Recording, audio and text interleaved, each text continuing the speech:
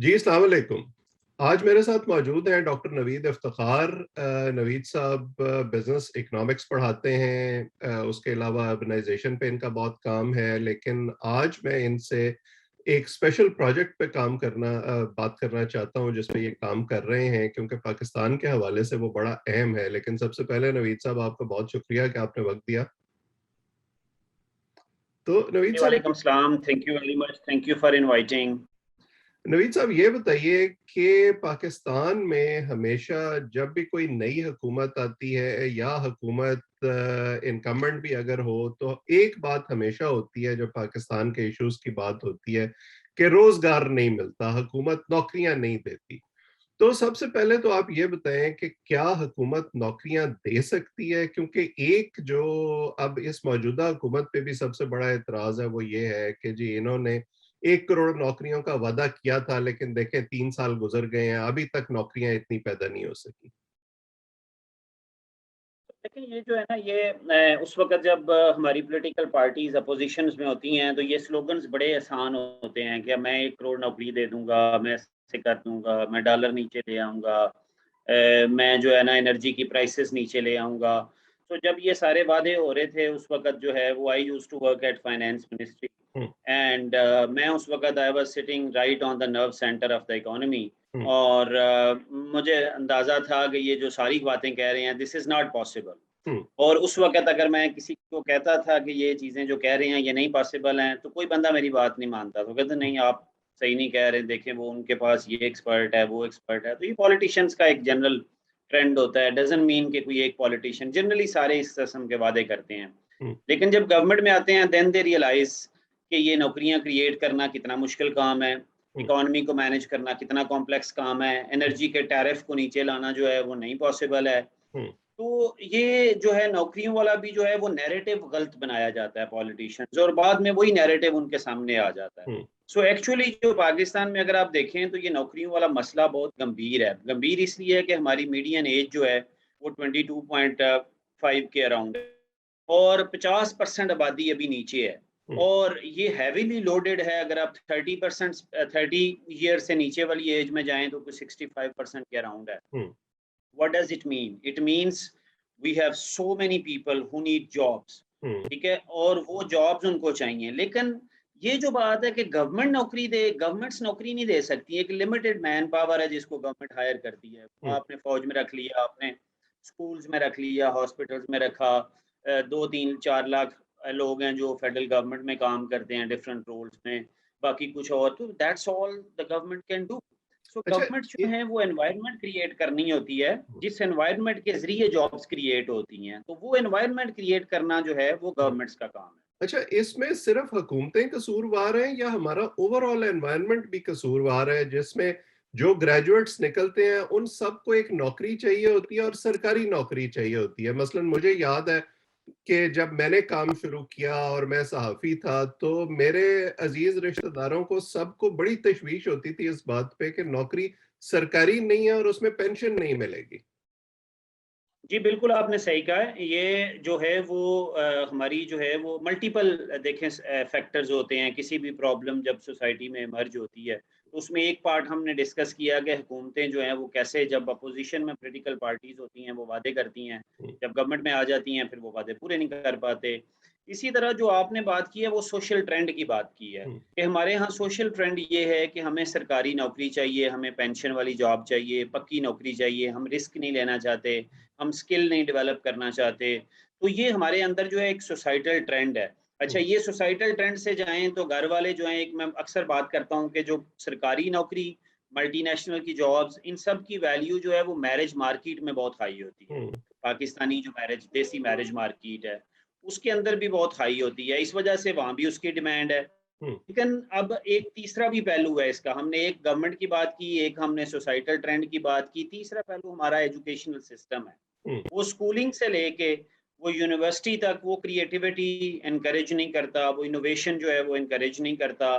وہ بچوں کو، وہ اسٹوڈنٹس کو جو ہے وہ کیپیبلٹی نہیں ڈیولپ کرتا کہ they can think independently, they can act independently, they can start entrepreneurship.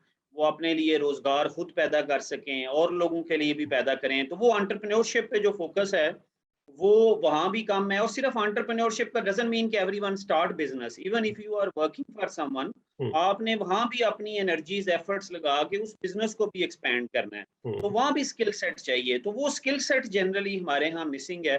تو میں اس لیے سمجھتا ہوں کہ وہاں ایجوکیشنل انسٹیٹیوشن جو ہیں وہ اسکل سیٹ پہ فوکس نہیں کرتے. سوسائٹی جو ہے اس کے اندر ایک وہ کلچر ہے جس کے اندر سرکار کے ساتھ وابستہ ہونا ایک پریسٹیج کی نشانی ہے.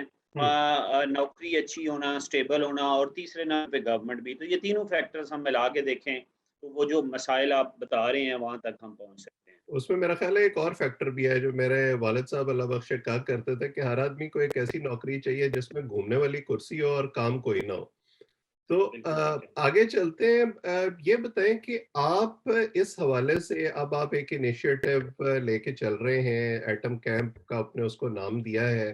تو یہ پروجیکٹ کیا ہے, یہ کن کن علاقوں میں آپ کر رہے ہیں, بنیادی مقصد کیا ہے, اور آپ کا کیا خیال ہے کہ اس سے کتنی تبدیلی آ رہی ہے؟ دیکھیں جی, میرا جو ہے میں یونیورسٹیز کے ساتھ بھی وابستہ رہا, گورنمنٹ کے ساتھ بھی وابستہ رہا. سو اوور دا ٹائم جو ہے وہ I have taught in many top public and private sector universities ان پاکستان, اسلام ہوں، آباد, لاہور, کراچی میں. سو بڑے عرصے سے میں یہ فیل کرتا تھا کہ ہمارے جو ایجوکیشنل انسٹیٹیوشنز ہیں وہاں اسکل ڈیولپمنٹ پہ فوکس نہیں ہوں، ہے ایٹ اینی لیول. اور ہم زیادہ, میرا تعلق جو ہے وہ وائٹ کالر جابز والی اسکل کی میں بات کر رہا ہوں. اگر آپ اسکولنگ پہ چلے جائیں, ہائی اسکول پہ چلے جائیں, وہاں ووکیشنل ایجوکیشن کی بات ہے. ہوں، تو وہاں اسکل پہ فوکس نہیں ہے. اور یونیورسٹیز کے جو پرورس انسینٹیوز ہیں وہاں رہتے ہوئے وہ اس طرف جانا بھی نہیں چاہ رہے. ہوں، سو بڑا لمبا عرصہ میں لکھتا رہا, نیوز پیپرز پہ آرٹیکلز لکھتا رہا کہ یہ ایسے سسٹم چینج ہونا چاہیے, ایسے چینج ہونا چاہیے, لیکن نو one is interested in changing it. ہوں، سو بٹ آئی تھاٹ کہ میرے ساتھ جو میری بزنس پارٹنر ہیں اس میں شبہ خالد جو ہیں, ہوں، اور ہم دونوں نے جو ہے وہ سوچا کہ بجائے ہم لکھتے رہنے سے کہ اسکل پہ فوکس ہونا چاہیے, لیٹس ڈو سم تھنگ ہوں، and develop work force of Pakistan. تو ہمارا جو ایٹم کیمپ انیشیٹو ہے, دس از اے اسکل ڈیولپمنٹ فارم. اور ہوں، ہمارا فوکس ہے کہ ہم پاکستان کی ورک فورس کی انٹلیکچوئل اور پروفیشنل ڈیولپمنٹ چاہتے ہیں. ہوں، اب اس کے مختلف آسپیکٹس ہیں. ہم جو کام کر رہے ہیں اس میں کچھ ہمارے کورسز اوپن انرولمنٹ کورسز ہیں کہ ہوں، کوئی بھی آئے اور رجسٹر ہو جائے اور وہ اوپن انرولمنٹ کورسز میں جو ہے وہ چلا جائے. لیکن اس ہوں، سارے پروسیس کے باوجود جو ہے ہم اس میں یہ چاہتے ہیں کہ اوپن انرولمنٹ کے علاوہ کارپوریٹ ٹریننگز بھی دی جائیں. ٹھیک اور ہے. کارپوریٹ ٹریننگز میں جو ہے وہ ہم یہ سمجھتے ہیں وہاں بھی ٹریننگ نیڈ اسیسمنٹ کر کے organisations need a lot of training. ہوں، تو ایک ہمارا انیشیٹو وہ ہے. جو تھرڈ انیشیٹو ہے وہ ہم نے امپیکٹ کے لیے انیشیٹوز کریٹ کیے ہیں. ہوں، امپیکٹ کے انیشیٹوز کے لیے ہم نے جو ہے وہ 3 انیشیٹو چلا رہے ہیں. ایک ہمارا انیشیٹو یہ ہے کہ ہم گلگت بلتستان میں کریٹو اکانومی کو پروڈیوس کرنا چاہتے ہیں. اسکل ڈیولپمنٹ پہ جنرلی ہم ڈفرینٹ کورسز کر رہے ہیں, رائٹنگ پہ, ڈیٹا انالیسس پہ, انٹرپرینیورل اسکل پہ. لیکن 3 ہمارے انیشیٹو اسپیسیفکلی امپیکٹ کریٹ کرنے کے لیے بڑے اسکیل کے اوپر. اس میں ہوں، ایک یہ ہے کہ میں گلگت بلتستان میں جاتا تھا تو میں دیکھتا تھا ہر کوئی بات کرتا ہے پہاڑ بڑے خوبصورت ہیں, ہوٹل بننے چاہیے, یہ ہونا چاہیے, but no one talks about people development. ہوں، تو میں نے یہ انیشیٹو سٹارٹ کیا کہ آپ بڑے بڑے پروگرام کرنے کی بجائے بڑے افورڈیبل طریقے سے you can develop skill set of local people ہوں، and you can take them to the creative economy of the G B. ہوں، سو اس کے لیے میں نے 1001 کے جو ہے وہ کریٹوز آف جی بی جو ہے پروگرام سٹارٹ کیا ہے. اس میں ہوں، ملٹیپل ٹریننگز ہم وہاں پر دیں گے. کچھ ہاسپٹالٹی کے اوپر بھی ہوں گی, لیکن زیادہ تر ڈیجیٹل لٹریسی کے اوپر بھی ہوئیں گی, ہوں، آرٹ اینڈ فوٹوگرافی کے اوپر بھی ہوئیں گی, پروگرامنگ کے اوپر بھی ہوئیں گی, بچوں کے لیے بھی ہوئیں گی. سو there are different sort of program. ٹھیک سیکنڈ ہے. جو پروگرام ہے وہ امید سحر کے نام سے ہم نے سٹارٹ کیا ہے. That is hope for the new Dawn. ہوں، and that is an initiative جس کا سب سے پہلے آپ نے ذکر کیا کہ نوکریاں نہیں ہیں, ہوں، جابز نہیں ہیں. تو ہم یہ چاہتے ہیں کہ یوتھ آئے اور ان کو ہم جو ہے وہ ان کی انٹرپرینیوریل اسکل ڈیولپ کریں کہ ہاؤ ہوں، to start, run and grow your business. ہوں، تو وہ پروگرام کے تحت 3 مہینے کا ایک پروگرام ہم نے ڈیزائن کیا ہے اور وہ پورے پاکستان کے لیے اوپن ہے. ورچوئل ہوگا لیکن کچھ پروگرامز ہم فزیکل بھی جا کے کریں گے, اسکولز میں بھی, کالجز میں بھی. تو امید سحر از اوور آل امبریلا پروگرام. اس ہوں، کا پہلا جو ہے وہ یہ ہے. آگے چل کے میں چاہ رہا ہوں کہ ہائی اسکول کے بچوں کو زیادہ انگیج کیا جائے انٹرپرینیوریل اسکل میں. تو ہوں، دس از آر سیکنڈ انیشیٹو جو انٹرپرینیورشپ کو پروموٹ کرنے کے لیے ہے, نرچر کرنے کے لیے ہے. اور تھرڈ جو ہے وہ ابھی پروگرام وہ ڈیزائن ہو رہا ہے جس میں میں یہ چاہ رہا ہوں کہ بہت ساری خواتین جو ہیں وہ گھر پہ بیٹھی ہوتی ہیں اور ان کو ڈیجیٹل لٹریسی کیسے بڑھائی جائے so that they can become part of جو ہے وہ فری لانسنگ اکانومی. ہوں. تو یہ 3 جو انیشیٹو ہیں یہ ہمارے امپیکٹ انیشیٹو ہیں.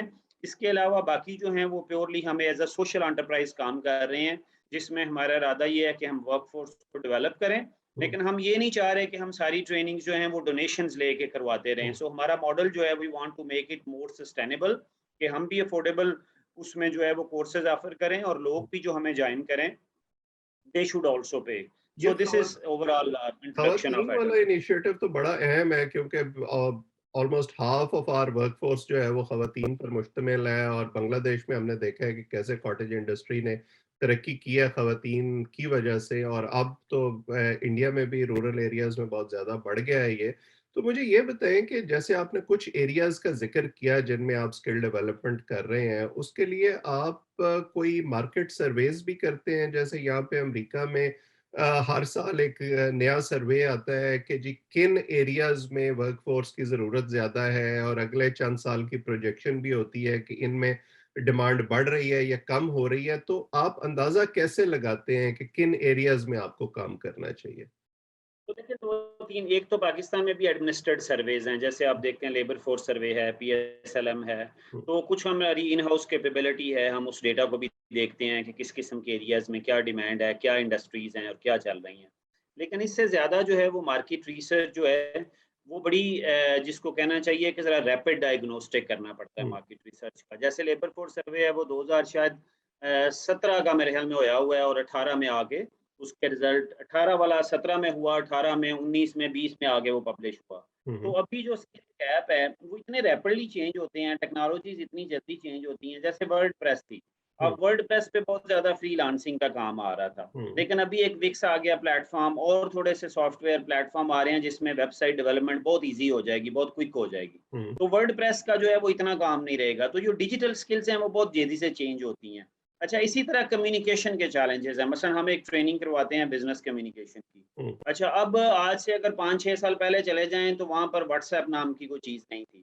اب ود ان آفس انوائرمنٹ جو ہے وہ آپ واٹس ایپ کی کانورسیشن کے بجائے کیسے سلیک پہ جائیں، کیسے جو ہے وہ آپ اپنی آرگنائز کریں کمیونیکیشن کو، یہ چیلنجز بڑے نئے ہوتے ہیں. تو اس کے لیے ہمیں کوئک سرویز کرنے پڑتے ہیں، اور وہ اس رائٹ آڈینس تک پہنچ. اس کے لیے جو ہے وہ زیادہ تر سوشل میڈیا، ہماری جو ٹارگٹ آڈینس ہے وہ وہی ہے جو ایجوکیٹڈ ہے. ہم وائٹ کالر اسکل سیٹ کی بات کر رہے ہیں، تو ہم زیادہ سوشل میڈیا پہ ڈفرینٹ سرویز جو ہے وہ لانچ کرتے ہیں، اور اس سے وی ٹرائی ٹو گیج کے لوگوں کی انٹرسٹ کیا ہے. We also do some focus groups, interviews کرتے ہیں لوگوں کے کیا ہو رہا ہے جو اس فیلڈ میں آپریٹ کر رہے ہوتے ہیں. تو اس سے بھی تھوڑی انفارمیشن ملتی ہے. لیکن جنرلی ڈیٹا سیٹس پاکستان میں کم ہیں. اور جہاں پر آپ نے خواتین والی بات کی تھی، اگین ان تک ریچ آؤٹ کرنا، ان ساری خواتین کو انگیج کرنا، دس is still a challenge.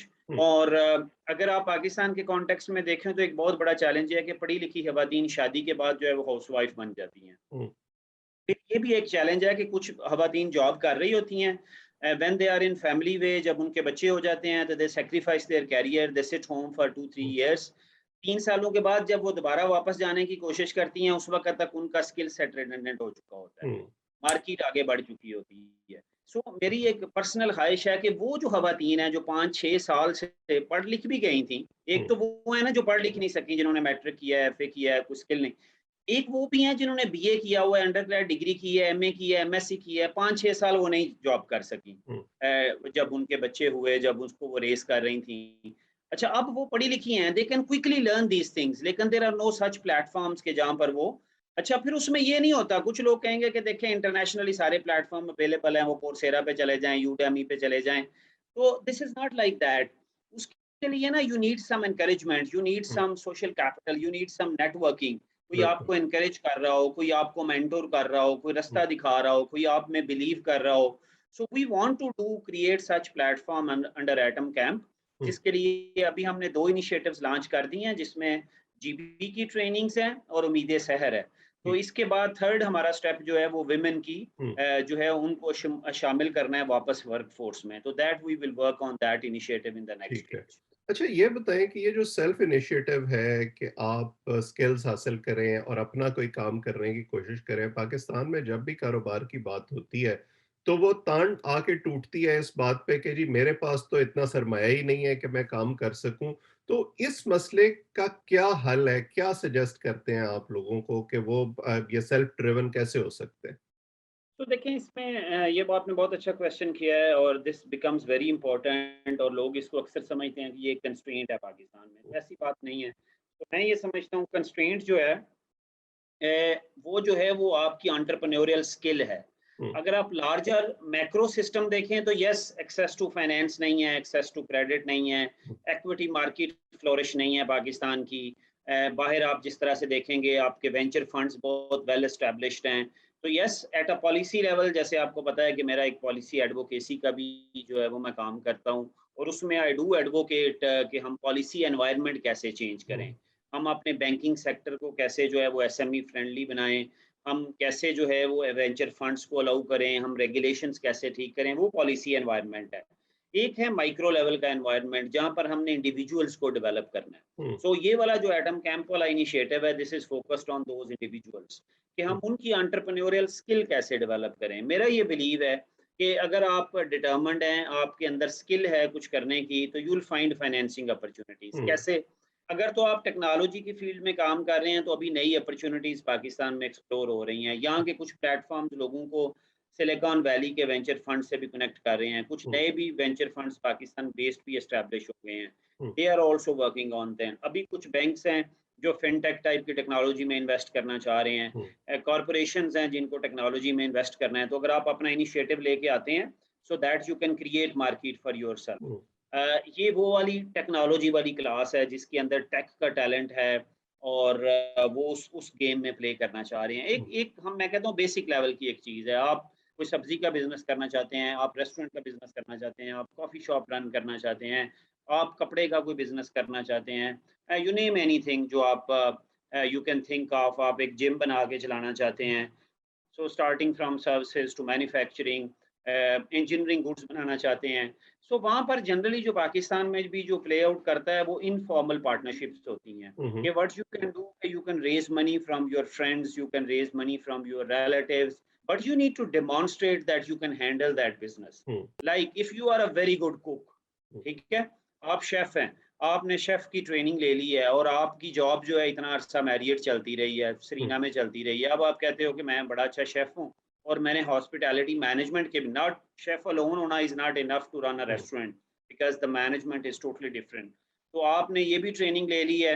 Now you can talk to people کہ okay they can develop partnerships. تو جہاں پر آپ کے پاس فائنینسز نہیں ہے, you can raise money. آگے چل کے ایس سی سی پی پی اس پہ کچھ کام کر رہا ہے کہ اسمالر فارمز جو ہیں وہ کیسے جا کے منی ریز سیکورٹی مارکیٹ میں کر سکتی ہیں, وینچر فنڈز کیسے آپریٹ ہو سکتے ہیں. یس دیر از اے کنسٹرین, لیکن پیپل آر فائنڈنگ ویز. ابھی بھی جو لوگ ہیں ڈزنٹ مین کہ سارے لوگ گھر سے پیسہ نکال کے جو ہے وہ کر رہے ہیں. They all are doing partnerships. گھر بنانے والا ریئل اسٹیٹ کا بزنس پاکستان میں آپ کو پتا ہے ابھی بہت بوم کر رہا ہے. اس کے اندر بھی لوگوں نے پیسے ریز کیے ہیں, اپنا ٹرسٹ اسٹیبلش کیا ہے اور ریئل اسٹیٹ کے پروجیکٹس ڈیولپ کیے ہیں, ڈیلیور کیا ہے اور اس کے بعد منی ریز کی ہے. سو ڈزنٹ مین کہ انہوں نے گھر سے پیسے نکالے ہیں. سو financing is a challenge in Pakistan. At macro level we all should advocate to remove those regulatory barriers, but at a micro level we should continue efforts to build the capacity of our youth تاکہ وہ entrepreneurial skills ان کی آ سکیں. سو دس is where I think کہ ہمارا atom camp کا role ہے جس میں we want to build entrepreneurial skills. اور اس کے لیے امید سحر جو ہے وہ اگر آپ atomcamp.com ویب سائٹ پہ جائیں تو you will find our courses, اور اس میں آپ رجسٹر ہوں اور وی ول ٹیچ یو کہ آپ کیسے انٹرپرینورشپ جو ہے. اور اس میں ٹیچ یو کہ مطلب یہ نہیں ہے کہ صرف اس میں نے کوئی لیکچرز دینے ہیں. وی have arranged experts from across Pakistan who have built from nothing actually. They have built from nothing. انہوں نے بھی ایسے ہی جرنی سٹارٹ کیا. انہوں نے فائنینس کیسے ریز کیا, انہوں نے مارکیٹنگ کیسے سیکھی, انہوں نے سیلز کیسے سیکھی, انہوں نے فائنینشیل مینجمنٹ کیسے سیکھی, پرفارم کیسے کیا, ایکسپورٹ مارکیٹ میں کیسے گئے. سو we'll develop these interactions with them, mentoring کریں گے, سیکٹورل کوچز لے کے آئیں گے. سو تو آئیڈیا یہی ہے کہ ہم ان لوگوں کو جن کو یہ کنسٹرینٹ آ رہی ہیں ان کی کچھ کنسٹرینٹ کو جو ہے وہ ہم ریزالو کر سکیں ان ٹریننگ پروگرامز. بالکل صحیح. اور یہ جو آپ نے خاص طور پہ بات کی سکسیس سٹوریز کی, یہ بڑی اہم ہے میرا خیال ہے لوگوں کو یہ بتانے کے لیے کہ کانفیڈنس بلڈنگ کیسے ہونی چاہیے. اور فائنانس کے بھی جیسے کئی مائکرو فائنانس کے ادارے ہیں جو چھوٹے کاروبار کے لیے قرضہ دیتے ہیں. اب حکومت نے بھی ایک یہ کامیاب جوان پروگرام شروع کیا ہے, تو بیسک لیول جس کی آپ بات کر رہے ہیں اس پہ بھی ظاہر ہے کافی کام ہو سکتا ہے, کافی اپرچونٹیز ہیں. آج کے سیشن میں میرا خیال ہے ہم نے آپ کے پروجیکٹ کے حوالے سے بھی گفتگو کی, اور جو سوچ بدلنے کی ضرورت ہے اس حوالے سے بھی کافی اچھی گفتگو ہوئی ہے. اس کو ہم آئندہ بھی جاری رکھیں گے. وقت دینے کے لیے آپ کا بہت شکریہ۔ جو لوگ اس کو دیکھ رہے ہیں، اگر آپ چاہیں تو چینل کو سبسکرائب کریں تاکہ اس طرح کی گفتگو آئندہ بھی آپ تک پہنچتی رہے۔ آج اتنا ہی، آپ سب کا بہت بہت شکریہ۔